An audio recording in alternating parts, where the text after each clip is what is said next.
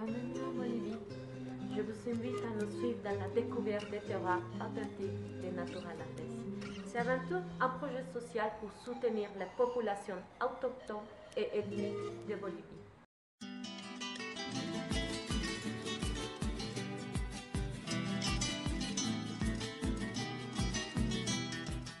Bonjour, je m'appelle Maxime Chiquet, j'ai 33 ans et je suis le fondateur de Natural Andes. Après avoir fait une école de commerce, je pars travailler dans l'humanitaire en Bolivie, où je tombe vraiment amoureux d'un peuple qui est le peuple bolivien. Un peuple qui est vraiment centré sur cette dimension à l'humain et sur son rapport à sa terre, la Pachamama. Au bout de ces 5 années, je décide de rentrer en France où j'intègre le milieu de la distribution biologique en tant que directeur de magasin bio. C'était pour moi vraiment un souhait de rester dans un milieu, dans un contexte qui soit en lien avec mes valeurs, le bio. Natural Andes, c'est un projet que j'ai rêvé en 2013 et puis qui au fil de l'eau s'est concrétisé à partir de 2017 pour des différents voyages. En fait, j'ai rencontré plusieurs petits producteurs qui travaillent encore de façon artisanale, dans le respect des traditions, de façon authentique. Et ça m'a particulièrement touché, ça m'a beaucoup sensibilisé, et plus particulièrement le fait de savoir que cette production n'est pas valorisée, en fait, au détriment de productions industrialisées sur des grosses surfaces en quête de prix et de volume. Et c'est pour ça que j'ai décidé de créer Natural Andes.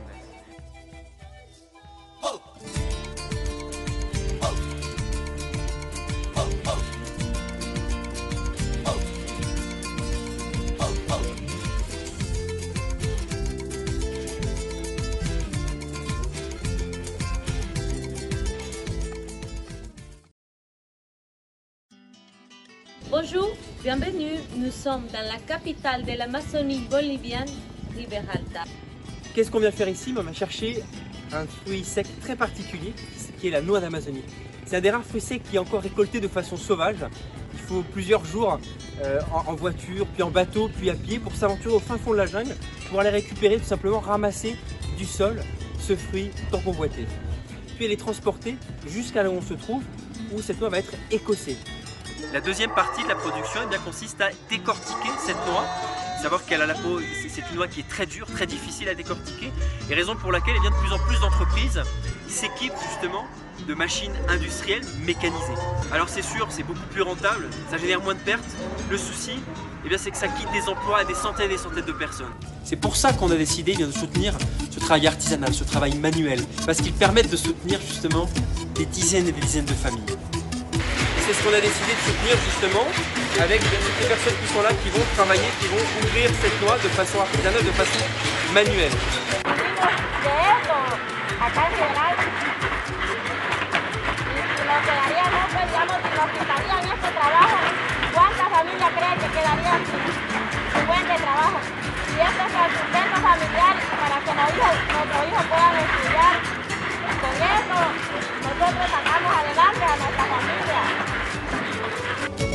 Aujourd'hui, cet écossage manuel génère de la casse.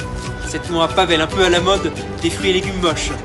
Et c'est justement cette noix qu'on a décidé de valoriser, de recouper en deux, ce qui va régénérer justement du travail pour ces familles et justement qui va nous permettre d'ouvrir un nouveau marché. C'est là vraiment que porte l'innovation de ce projet Natural Andes à travers la noix d'Amazonie artisanale, à travers justement le développement d'une gamme de produits de noix d'Amazonie aromatisés et enrobés, avec des recettes caramélisées au chocolat, on revisite le chouchou à la noix d'Amazonie, ou encore aromatisées avec des recettes barbecue, salé, poivre, ou encore toasté salé.